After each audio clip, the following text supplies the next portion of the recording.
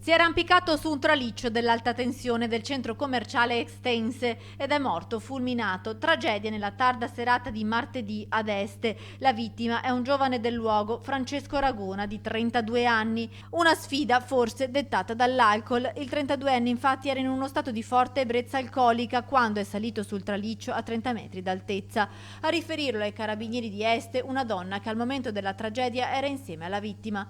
Francesco Ragona aveva deciso di arrampicarsi, nonostante la donna insieme a lui lo avesse più volte fatto desistere. Voleva tentare una sfida, ma questa bravata purtroppo gli è costata la vita. In pochi minuti, dopo aver raggiunto un'altezza considerevole, il fuoco è divampato. La testimone ha subito chiamato i vigili del fuoco che sono arrivati sul posto insieme ai carabinieri e ai medici del 118. I pompieri sono arrivati con 2 automezzi e il personale del SAF, il soccorso Speleo Alpino Fluviale, che ha avviato le complesse manovre di recupero del corpo dopo il distacco della tensione da parte dei tecnici dell'Enel. Le operazioni si sono concluse alle 3 di notte.